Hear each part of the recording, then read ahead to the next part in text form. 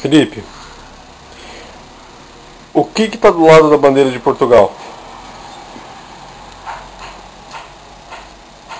México. E o que está embaixo da bandeira do Brasil?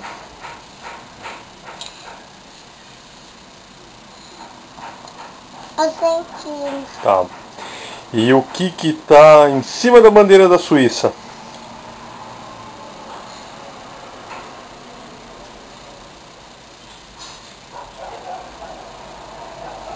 Você sabe? Cadê a bandeira da Suíça? Qual que está em cima da bandeira da Suíça? Que bandeira é essa? Nigéria?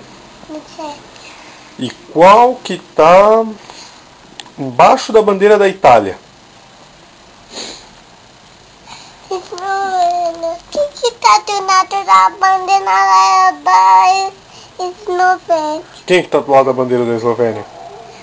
Holanda. Holanda? E qual que está em cima da bandeira do Uruguai? Eslováquia. A Eslováquia? E qual que está do lado da bandeira do Brasil? Sérvia, muito bem. O que está embaixo da bandeira da Sérvia? Qual que está embaixo da bandeira da Sérvia? França. França. E qual que está embaixo da bandeira da Alemanha?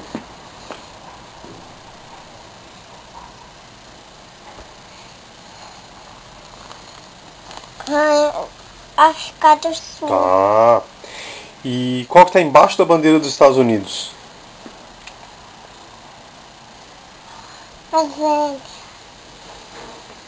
Qual que está em cima da bandeira da Grécia? México. Vou comer México. Qual que está embaixo da bandeira da Nova Zelândia? E do lado da bandeira de Gana? Do Sim. Ah.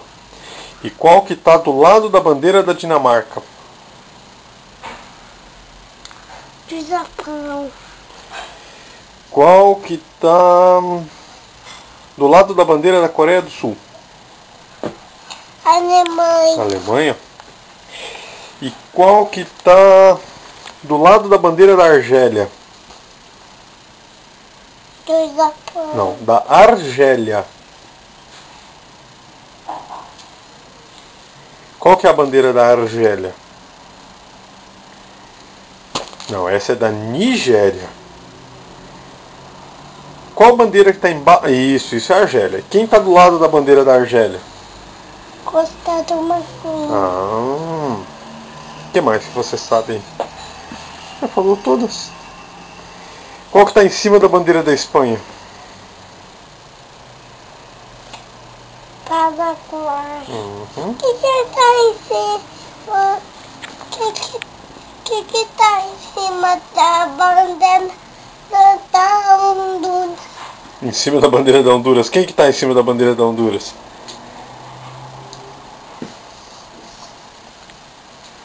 É o?